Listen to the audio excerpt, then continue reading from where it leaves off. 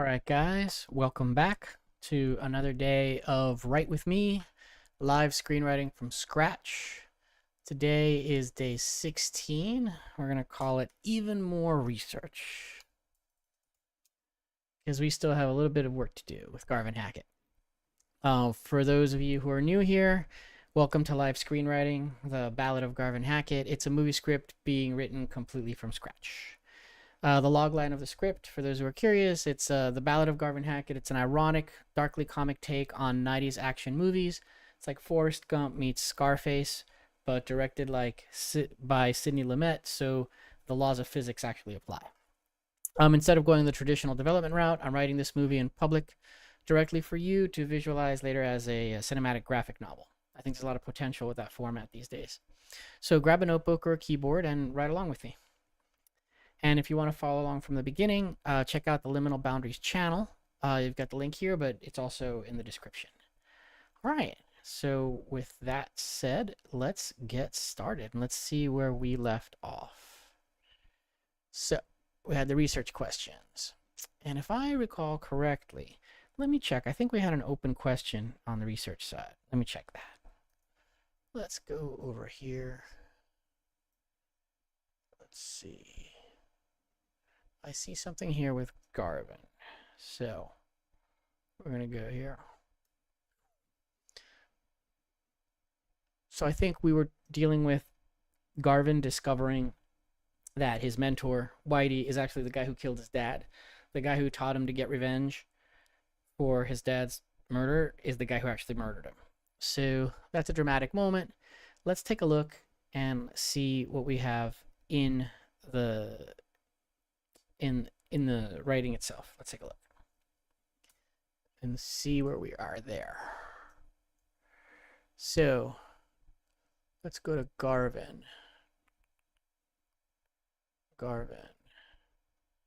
See if we have any of this stuff.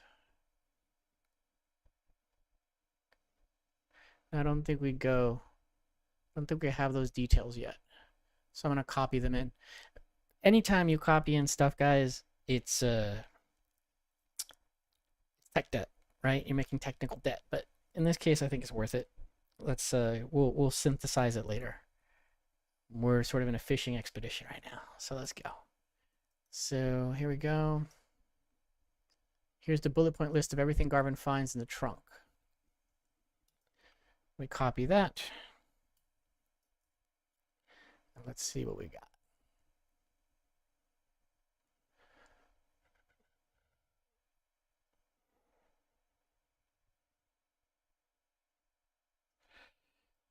And we'll go here, pasta.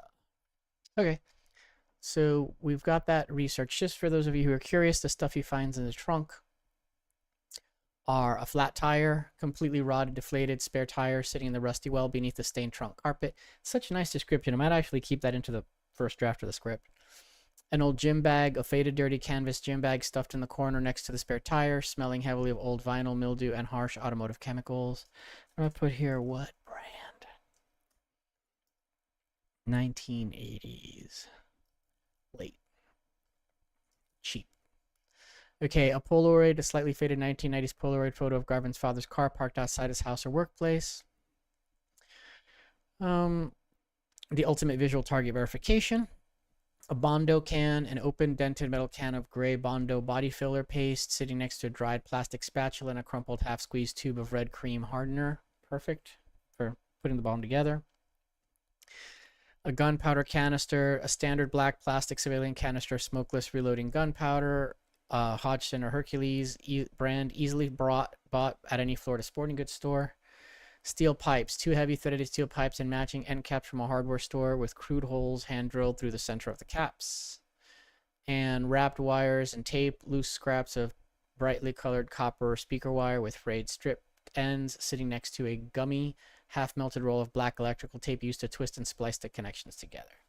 So that's the evidence. To the cops, it just looks like junk, but to Garvin with the Polaroid, he knows exactly what it means. Okay. So that's good. Let's go back to our research questions. And I think we've got the impound question. Let me just double check it real quick. Let's go here.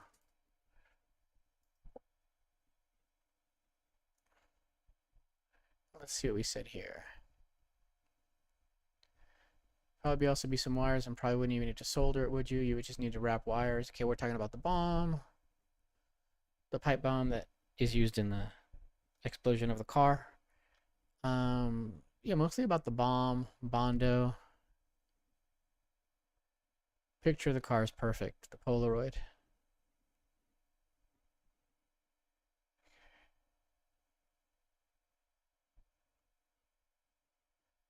Okay, yeah, so I think we got that stuff.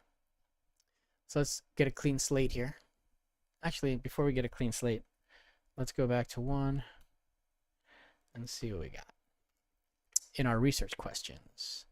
So I think we got the how thorough the police research into Overtown and Liberty City riots. Yes. Okay. Oh, this is going to be great. So for those of you who don't know, South Florida was like an epicenter of civil unrest, racial riots, and stuff like that. So I want to get a little bit into that because that would form sort of the ideas and the ideology of Whitey, who's kind of like a black supremacist. Actually, we don't. I mean, that's what he is. Let's call him that. He's a black supremacist, which is pretty cool. Yeah. Let's say he's a black supremacist.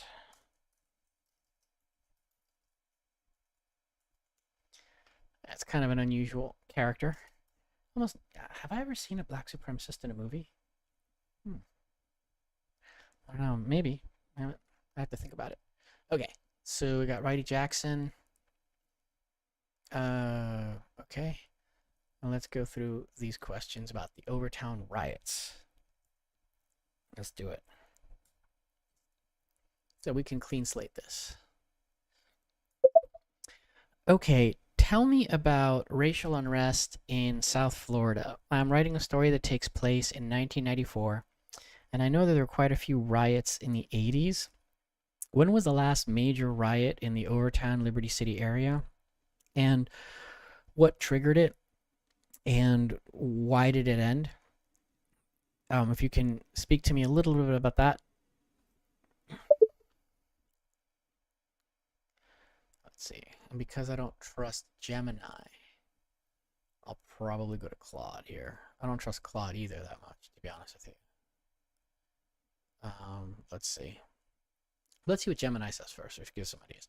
To build an authentic backdrop for a story set in 1994. Can you guys read that? That's probably better for you guys, right? Nice.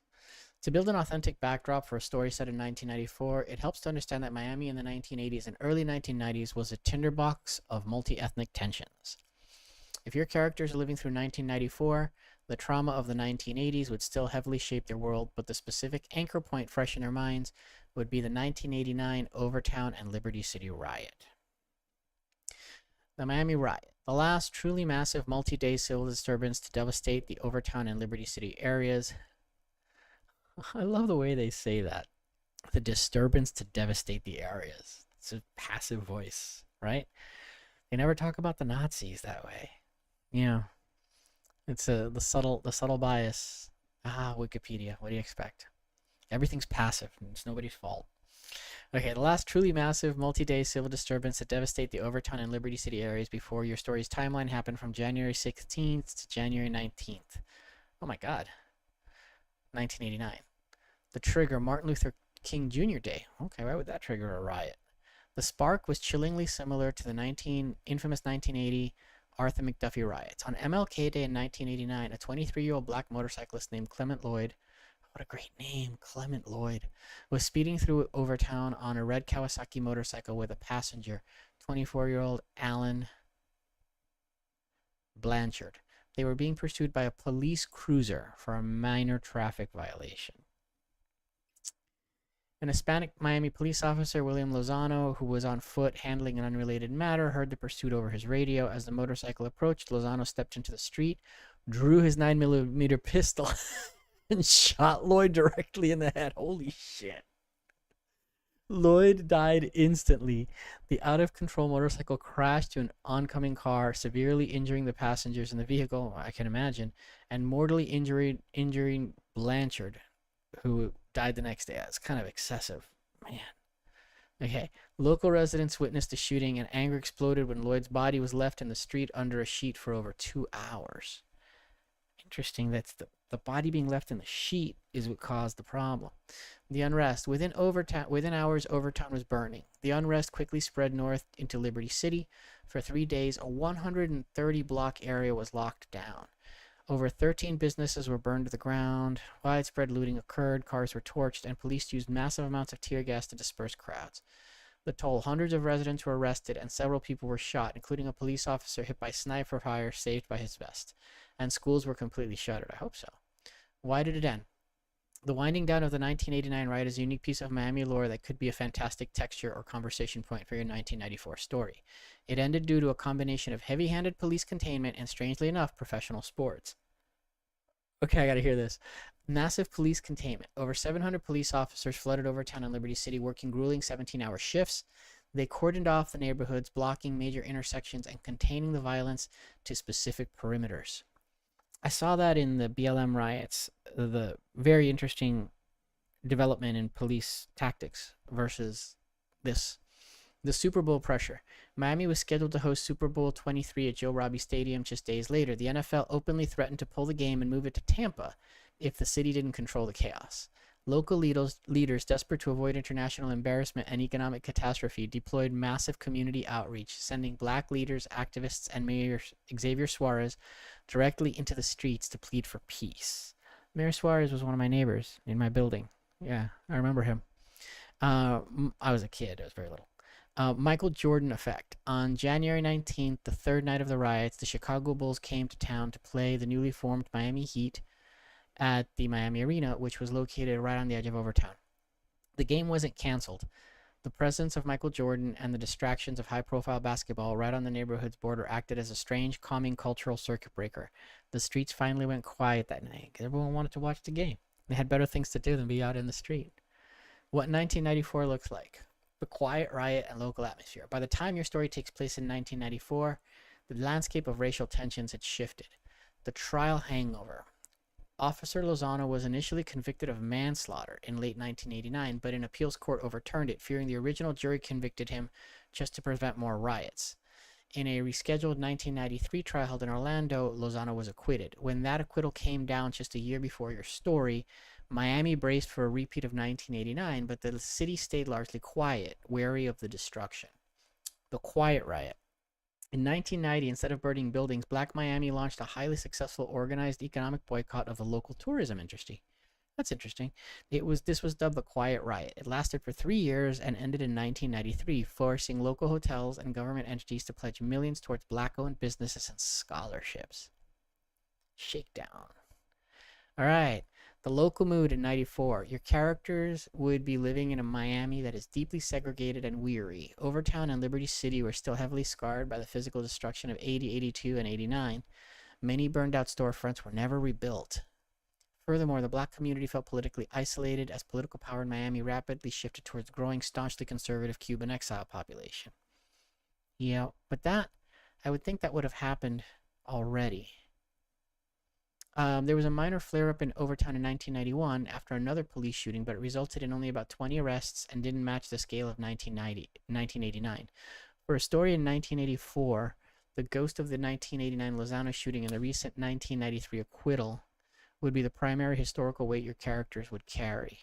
Need help weaving this into the plot? So my character, Whitey Jackson, he grew up in that area. So he's probably in his mid-30s when the story takes place, maybe passing 35. And I want to understand what would his upbringing have been like, because he's 35 years old roughly when this takes place. If he grew up in the Overtown Liberty City area, he probably experienced several waves of civil unrest and at some point probably participated in several of the waves.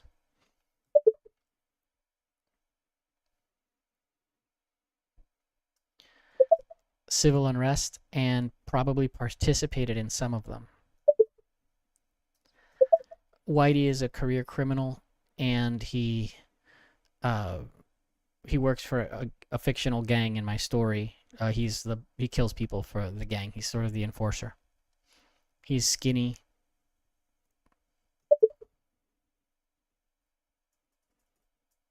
All right, let's see what they say. So, what would his upbringing most likely have been like? What would his family life have been like? Uh, the most likely sort of arrangement, etc.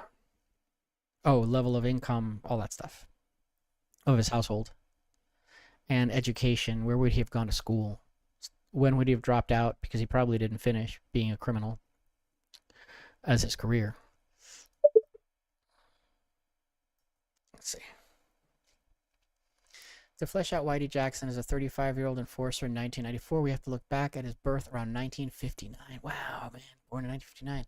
And track his childhood through the total transformation of Overtown and Liberty City. Whitey's life mirrors the exact timeline where these neighborhoods shifted from thriving cultural hubs to deeply disenfranchised zones. Here is what his most likely upbringing, family life, and education would look like based on historical Miami realities. The childhood, 1959 to 1970. When Whitey is born in 1959, Overtown is still known as the Harlem of the South, a bustling, vibrant black entertainment district where stars like Count Basie and Billie Holiday stayed because segregation barred them from Miami Beach hotels. Oh, there's a historic Hampton House.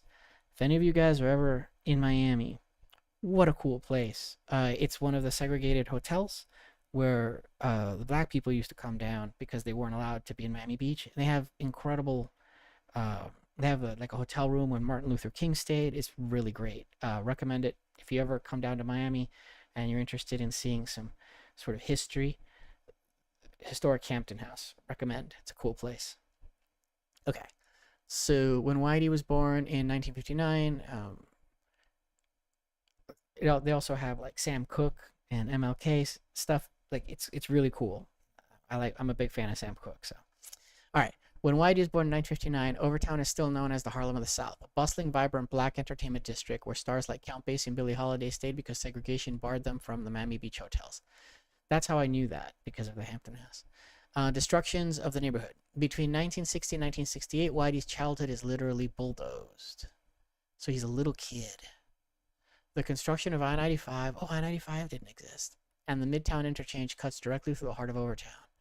The displacement of roughly 40,000 residents are forced out. Whitey's family is likely one of the thousands pushed north into the concrete, low-income public housing complexes of Liberty City, like the Liberty Square housing projects, colloquially called the Pork and Beans. Oh, shoot, the Pork and Beans. Oh, my God. That's so good. That's where he grew up. He grew up in the Pork and Beans. All right. I'm going to throw that in because that is good stuff. Okay, Whitey Jackson. Just gonna put. Let's go to the bottom here. I'll put background.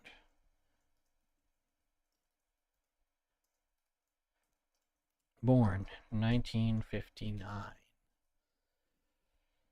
Location: Liberty City, Overtown.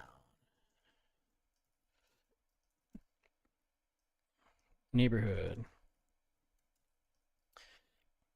public housing, the Pork and Beans.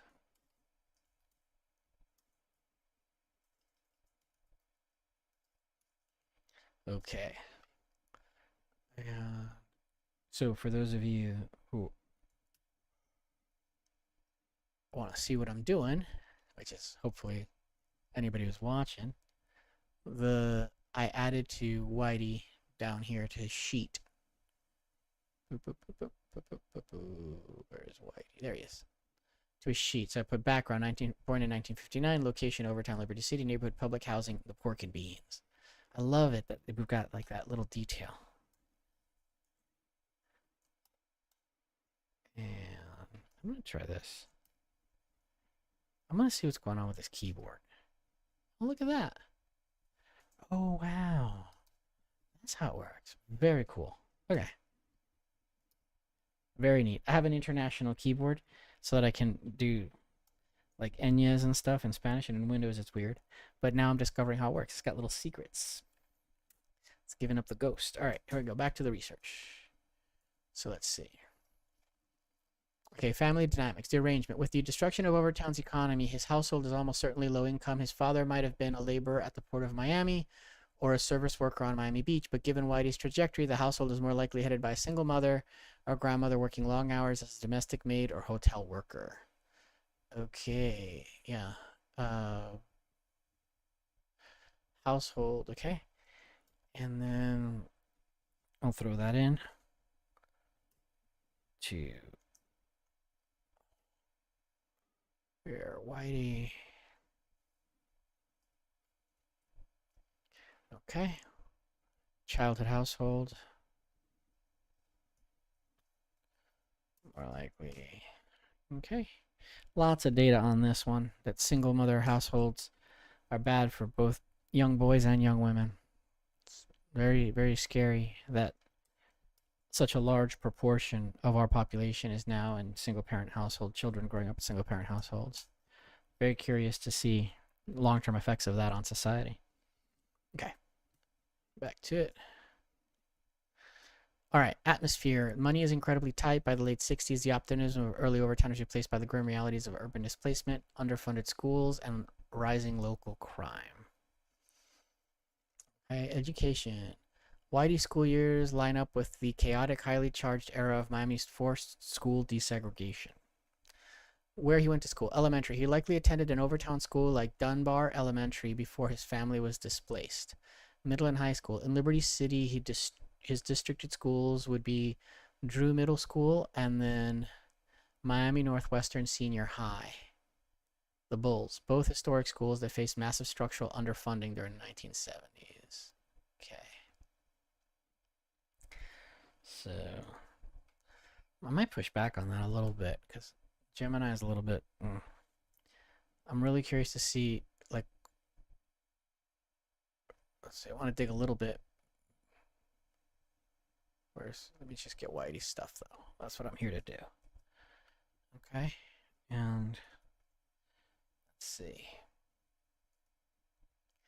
Okay, the dropout. Whitey likely dropped out in the 9th or 10th grade.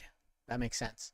In the mid-1970s, Miami Northwestern and surrounding schools were hotspots for student protests, walkouts, and racial clashes following integration orders. Interesting.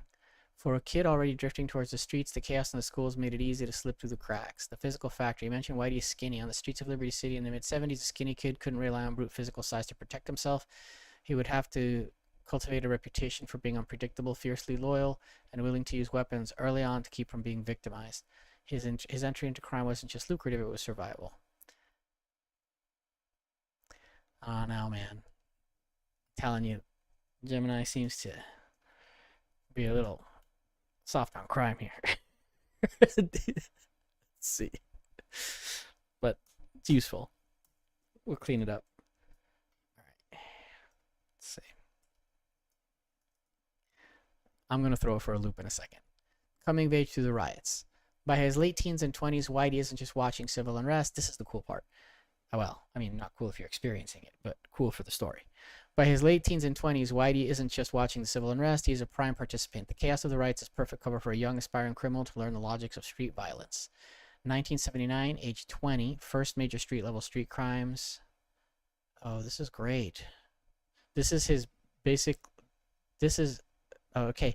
This is basically his rap sheet. Well, we've got it here. McDuffie riots. Whitey is a prime age for looting, dodging tear gas, and fighting police. Okay. Age 23, Neville Johnson riots. The introduction of a cheap cocaine crack alters street warfare. Oh, interesting. That was 1982. And then 1989, the Lozano riots. Whitey is now a seasoned operator using the chaos to settle gang debts.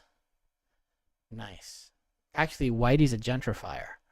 He left the neighborhood. He went to work for the Europeans on South Beach. What do you call that? I mean, there is a historical thing there, right? His mom might have been a maid on South Beach, and then now he's a criminal, but he's still working for a guy on South Beach. It's kind of interesting. think we can do something with that. Let's see. Go back to 1. Go back to Whitey. And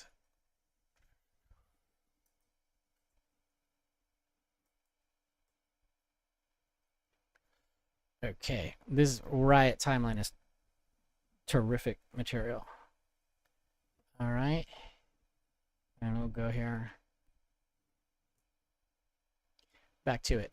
In 1980, Arthur McDuffie riot. This was a war zone. Whitey would have been on the front lines throwing rocks, looting commercial goods, and watching whole city blocks burn. This riot likely solidified his deep-seated hatred or distrust of the Miami police.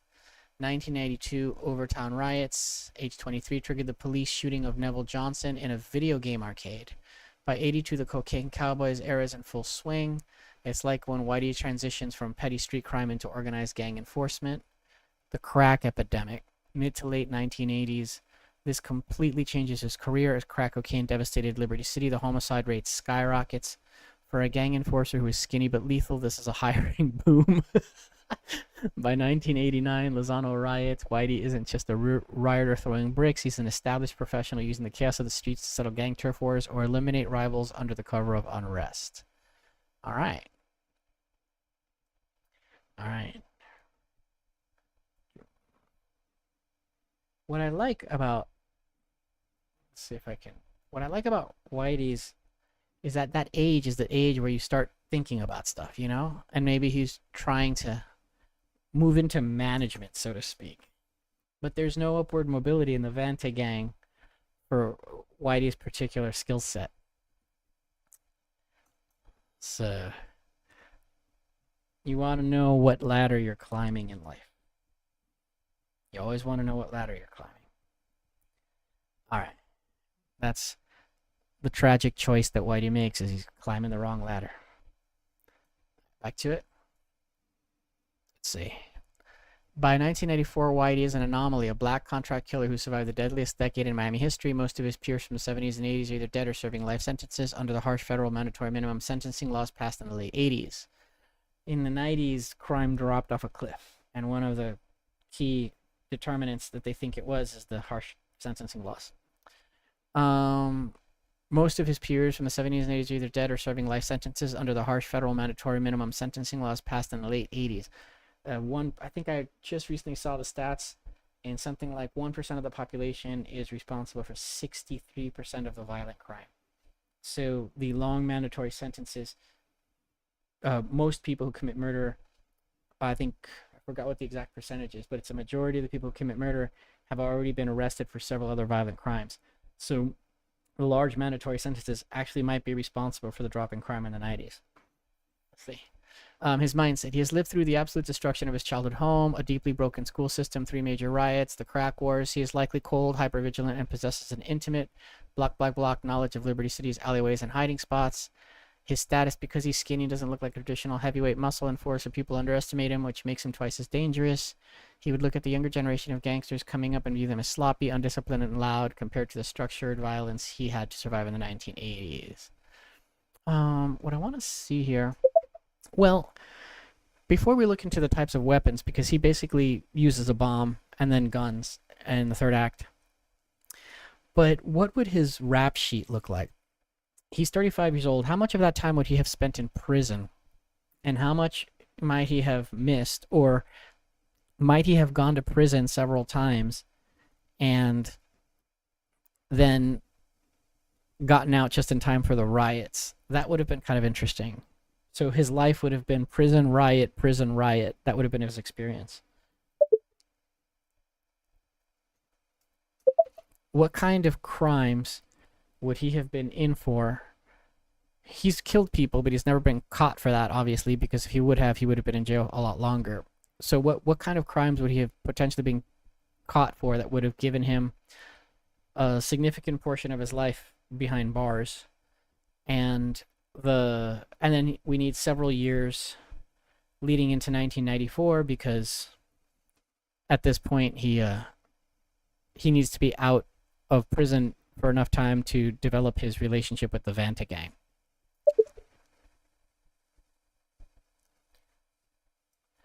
To be out of prison long enough to have developed the relationship with the Vanta gang and worked his way up to being the enforcer. The Vanta gang is fictitious. It's a holding name for the gang he works for, and it's run by a European expat living on South Beach who owns a modeling agency as a cover for selling party pills. Let's see.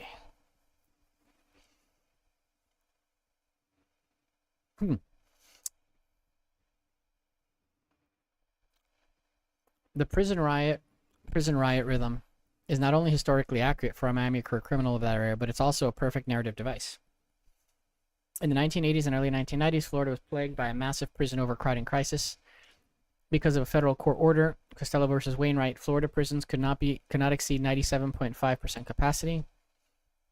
To comply, the state used automated administrative gain time and provisional release credits. Between 1987 and 1993 alone, inmates served an average of only 33 to 34% of their court-imposed sentences. Interesting. A skinny, violent street enforcer like Whitey could have benefited immensely from this revolving door system. Here's what his rap sheet, prison stints, and timeline would look like leading up to his 1994 employment with the Vanta gang. Whitey's ripe sheet and chronological timeline. The pre-riot set up petty theft and grand assault, carrying a concealed weapon, grand theft auto, and aggravated assault. After dropping out of high school in 75, Whitey hits the county jail circuit. Because he is skinny, he likely gets caught carrying a knife or small caliber pistol for protection. He gets probation, violates it, and does a short 6-month stint in the Miami-Dade County Jail. The release: he is out on the streets of Liberty City, angry and hardened, just in time for May 1980. 1980, the McDuffie riots. It's interesting, man. Gemini's holding a lot of water for Whitey. Like, he's saying that he was just had the pistol there for protection. May 1980, the McDuffie riots. Whitey participated heavy in the looting and street violence. He avoids arrest during the actual riot, but gets picked up 2 months later for possession of stolen property from the riots. Prison stint 2, armed burglary. The crime: armed burglary and grand theft. Sentence 5 years. Time actually served: thanks to early basic game time for good behavior, he served just under 2 years at a facility in Glades Correctional Institution. Okay. Released late 1982. The Newell Johnson riots. That's great. Every time this guy gets released, there's a riot. Prison stint number 2, the cocaine era and shootout. Crime: aggravated battery with a deadly weapon and possession of a firearm by a convicted felon. With the crack cocaine epidemic exploding in Liberty City, Whitey starts working street-level security for a local distributor. He gets into a shootout with a rival crew. Nobody dies. Or at least the state can't prove it. But Whitey is caught fleeing the scene with a hot gun. Sentenced 10 years. Time actually served. This is where the overcrowding crisis saves him. He enters the system just as the state begins dumping inmates to clear beds. He serves roughly 5 years at Union Correctional and gets cut loose on provisional release. Late 1988. January 1989, the Lozano riots. He's 30 years old. All he sees is prison and riot. Prison stint number 3, armed robbery. The crime: armed robbery. What happens? Late 1989, robbery goes wrong. Whitey traps an associate who skimmed money. He beats him severely and robs him. He's convicted of armed robbery. Sentence 8 years. Because he's a repeat offender, the state tries to keep him, but the mandatory release system is automated. He serves about 2.5 years. And he's released in mid-1992. The window into 1994. Whitey is released in mid-1992 at age 33. This gives him exactly 2 years of uninterrupted freedom before his story takes place. This 2-year window is crucial for his relationship with the Vanta gang and their European leader on South Beach. Here's how he bridges the gap. Right at the dawn of the electronic rave scene. Release: meets Vanta through local supply line. Proves loyalty. Enforcer. How they met. European expats settle up nightclub empires on South Beach. They didn't want loud, impulsive teenagers. They wanted seasoned professionals. He's fresh out of Rayford with a reputation for being quiet, calculating, and lethal. He's actually really sloppy and lazy. Introduced to the European kingpin through a dirty local bail bondsman or a mutual stolen goods fence. This is great. Why he is the enforcer. The European boss views Whitey as the perfect tool. Whitey knows every alleyway in Miami, doesn't talk to cops, and because he's skinny and unassuming, he can walk into a South Beach club or modeling party without immediately looking like a stereotypical mob bodyguard. his mindset in Whitey is 35. He knows Florida just passed the 1994 sentencing guidelines, which are drastically cutting back on early release credits. He knows if he goes back to prison now, he will serve at least 85% of his time, making him incredibly careful, precise, and ruthless. He's determined to make enough money with the Vanta gang to get out of the game permanently before his luck runs out.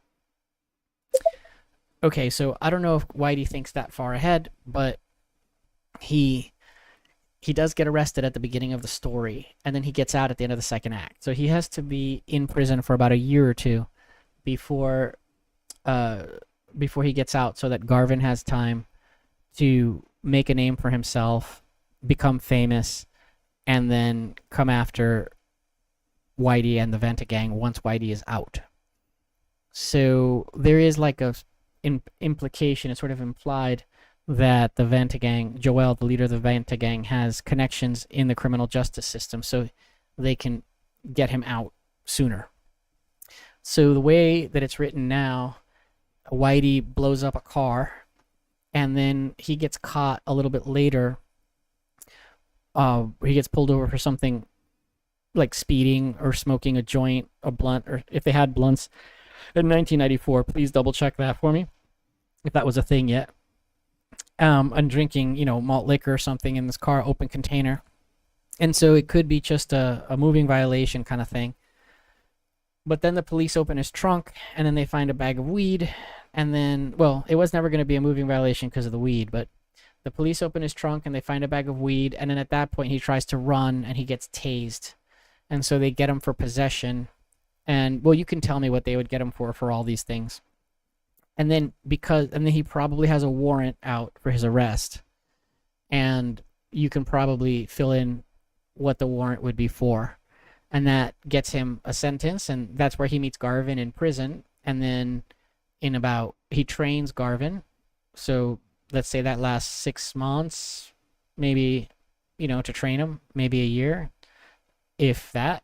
And then another year for Garvin to do his stuff in the free world. So he's in prison at least 2 or 3 years.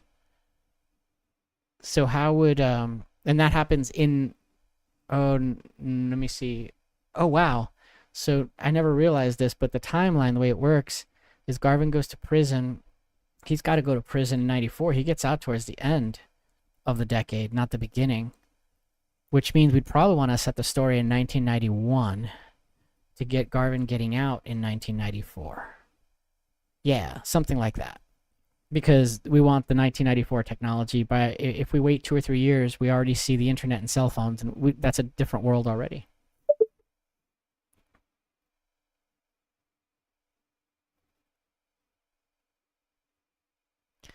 Okay.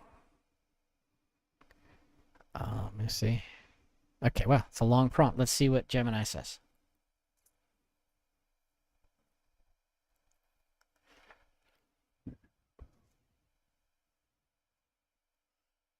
Shifting the timeline to 1991 is a brilliant narrative move. Setting the beginning of your story in 1991 doesn't just fix your prison timeline, it actually plunges your characters into a much more volatile, atmospheric, and cinematic version of Miami.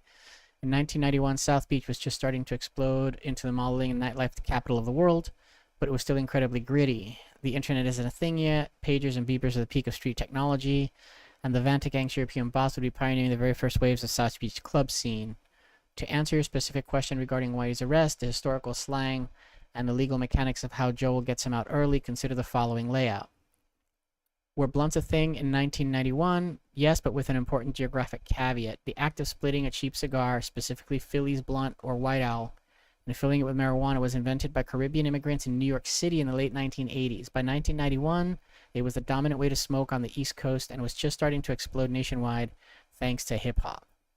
How to Roll a Blunt in 1992. The Diamond D dropped stunts, blunts, and hip-hop the same year. Local detail. In Miami in 1991, Whitey, being a trendy and street-savvy 32-year-old, would absolutely know what a blunt was. However, the police pulling him over might still call it a cigarillo or a cigarillo or a marijuana cigarette because the term blunt hadn't completely saturated law enforcement vocabulary in the South yet. Having Whitey smoking a split Phillies blunt adds great historical accurate color. The rest. charges and the warrant. When the police pull Whitey over, it snowballs fast. He wouldn't get tased in 1991, though handheld police tasers were not widely adopted by the police department until the early 2000s. Instead of Whitey runs, the cops are tackling him, beating him with a nightstick.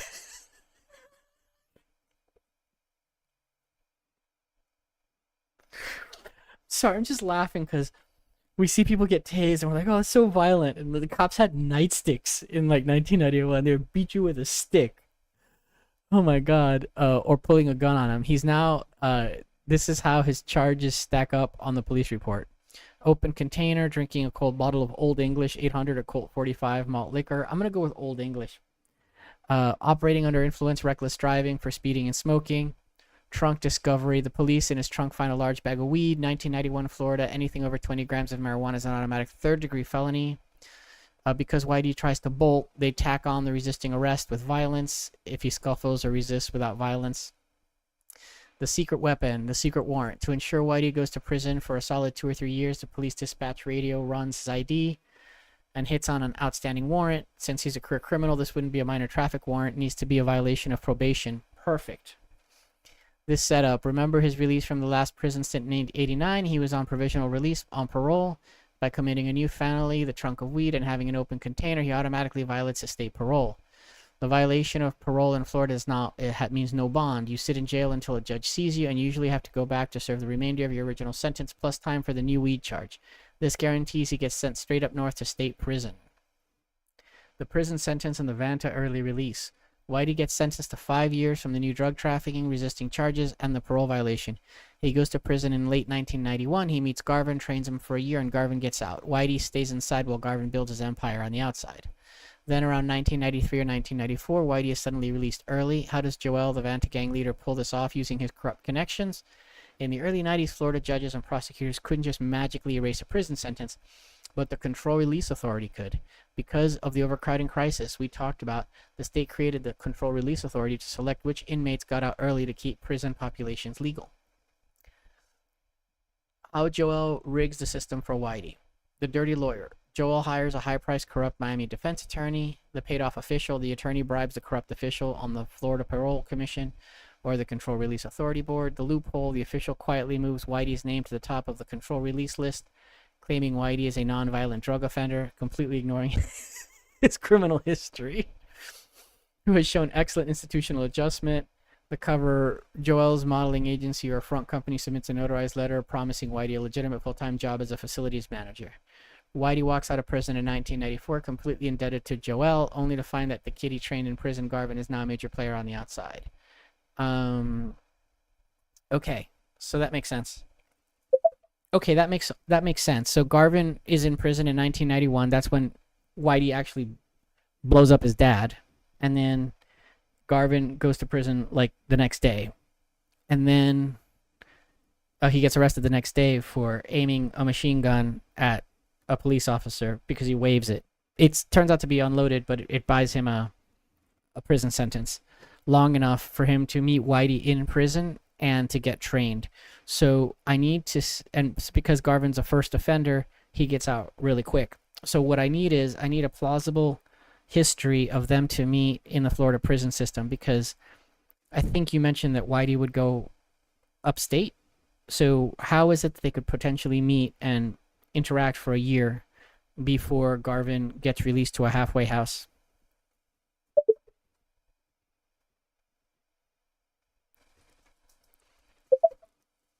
They can interact for a year before Garvin is released to a halfway house. Let's see.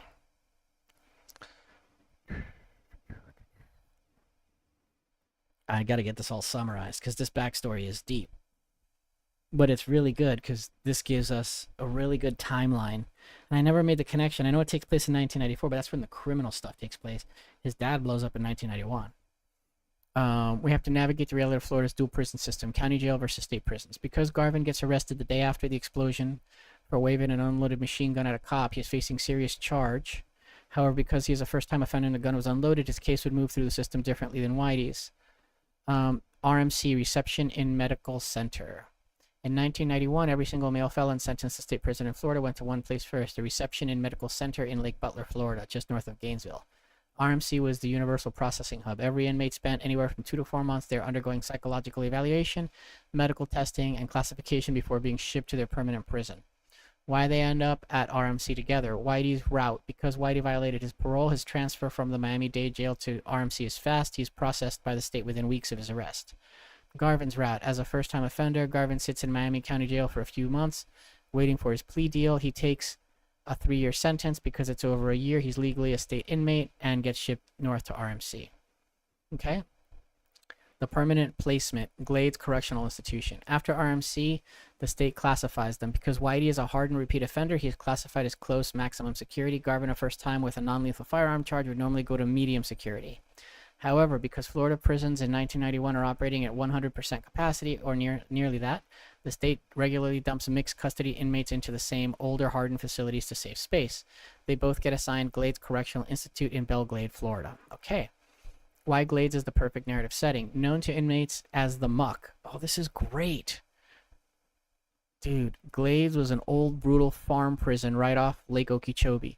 It was notorious for its sweltering heat, lack of air conditioning, and violent yard politics. I'm going to just take that, because that is so good. And we'll go to Whitey.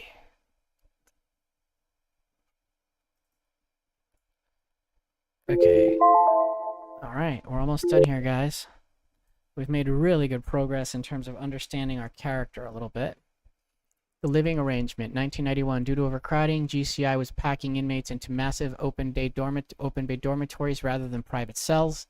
Whitey and Garvin would sleep on steel bunk beds inside a loud, chaotic room with 60 to 80 other men. Whitey recognizes Garvin. He knows Garvin is the son of a man he just blew up in Miami. Whitey doesn't feel guilty, but he is a pragmatist. He sees a young, impressionable kid who's about to get eaten alive. Okay. Okay. So...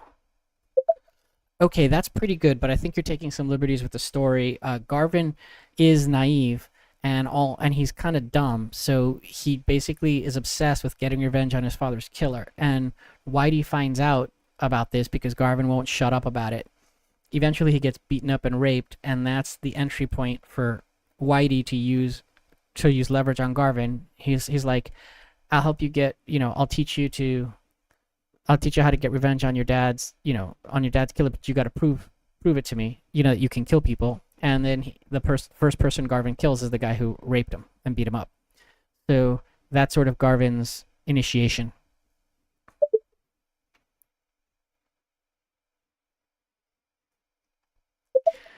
Can you please make a summary of all the details we discussed, specifically the prisons and the sequence of events that would have gotten them to be in the same prison?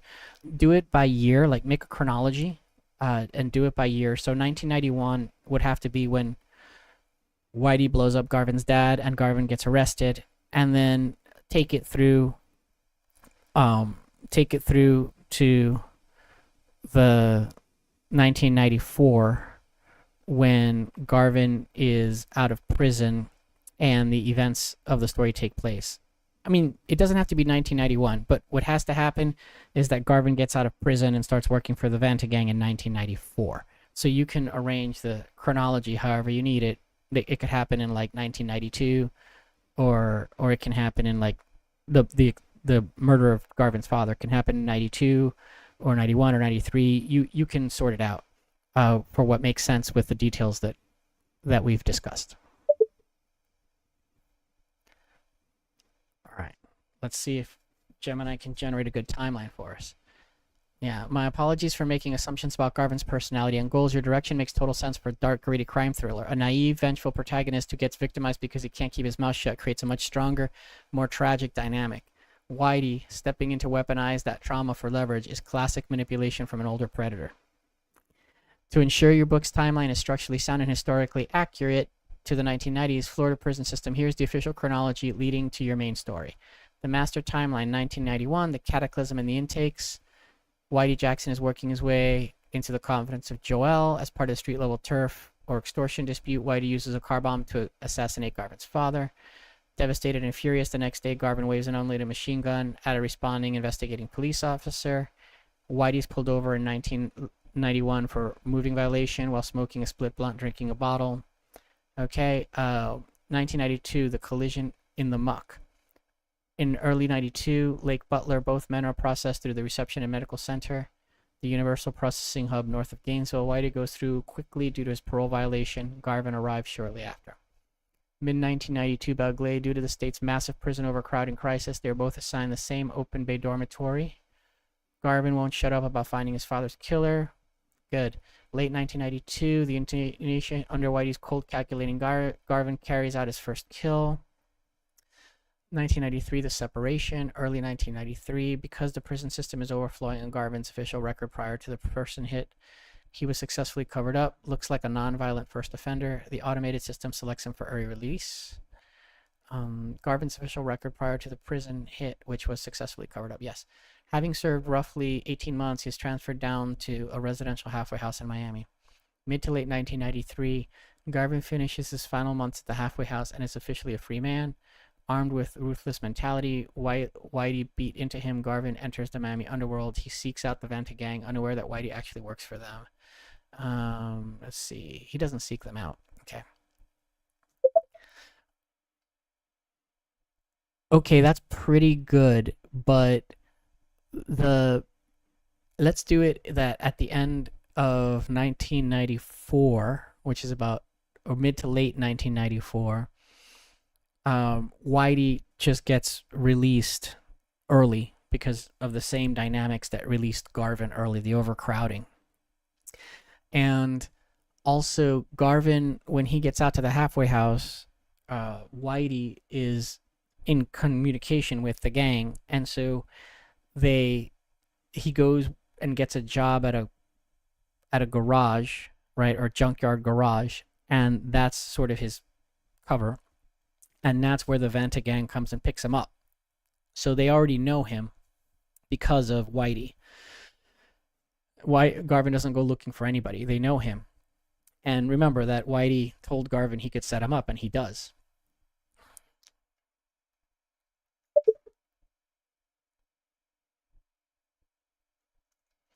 He does. Okay. Let's see if this gets a better summary, because it keeps making stuff up. Got it. That makes the story much more tragic and tightly wound. Whitey isn't just a cellmate, he's a puppet master pulling the strings from behind bars, directly routing Garvin into the Vanta gang's pocket without Garvin even realizing it. By utilizing the prison payphones or dirty visitors, Whitey stays in touch with Joel's crew. He tells them, I got a kid coming out who's cold, loyal, and does exactly what I tell him. Go pick him up at the garage. To reflect this setup, he will slide the timeline slightly forward to the climax, hits late 1994, and we will let the natural historical overcrowding mechanics of the Florida prison system do the heavy lifting for Whitey's automatic early release. The revised chronology, targeting late 1994. 1991, The Cataclysm. Whitey uses a car bomb to assassinate Garvin's father. Trapped in the Muck.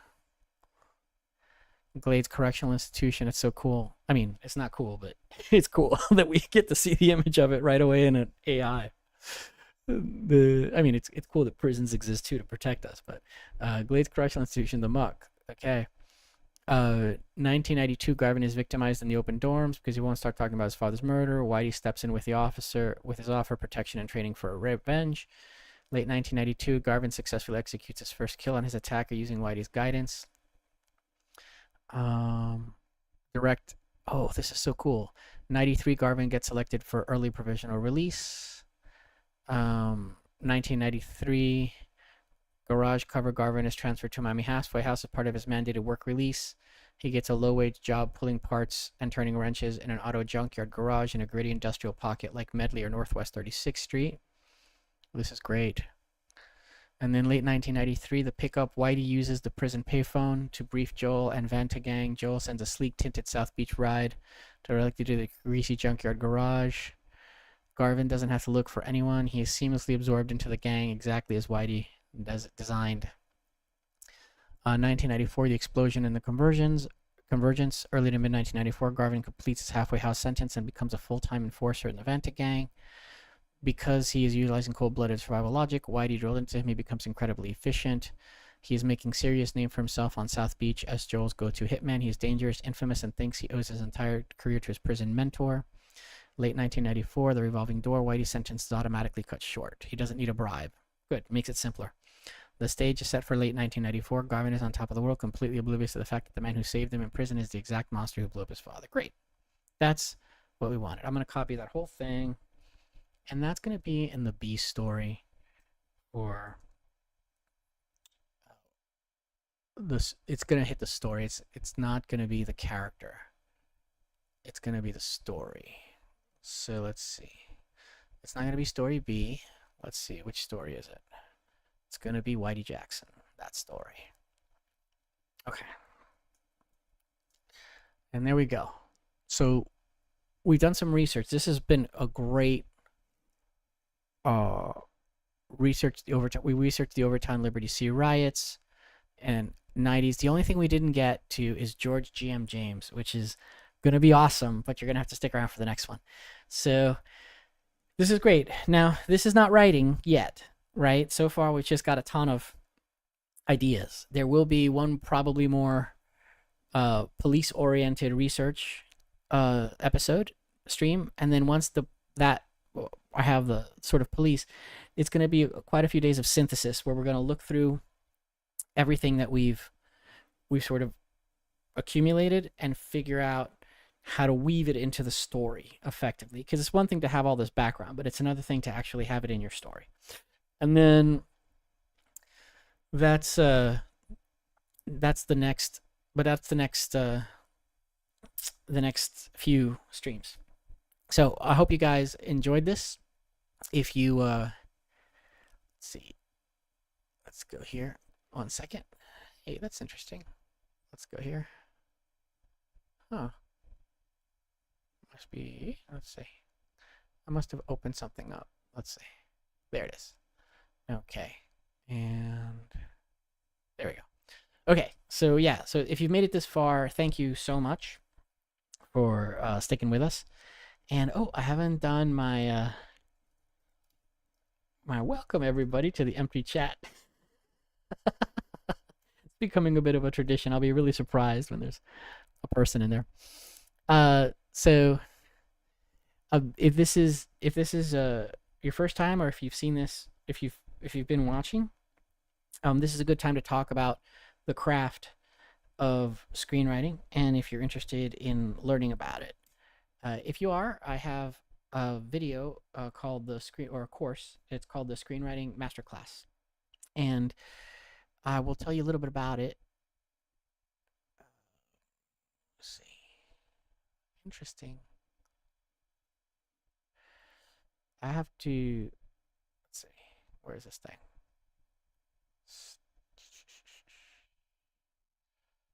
There it is. Okay. So if you want to learn the screenwriting craft, you want to learn a little bit more about it and how I work and what this process is, I'm a professional script doctor, and if you want to learn these tools that are demonstrated in the video and learn about how working writers use them to write, rewrite, and develop stories quickly, this lecture, the Screenwriting Masterclass, will show you how. The tools apply to any form of narrative storytelling, screenplays, novels, comics, television, games, all of it. It includes full scene breakdowns from well-known films and hands-on guidance for anyone serious about telling stories. A portion of every sale supports the Arts Accelerator, a nonprofit dedicated to developing the skills of emerging artists. If you want to find out more, you can check out artsaccelerator.org, all one word. And that's a bit. That's about it. If you made it this far, thank you so much for sticking with me as we continue on this journey. And hopefully you'll be here for the next one. And when we finish the research and we start synthesizing all these ideas and integrating into the story.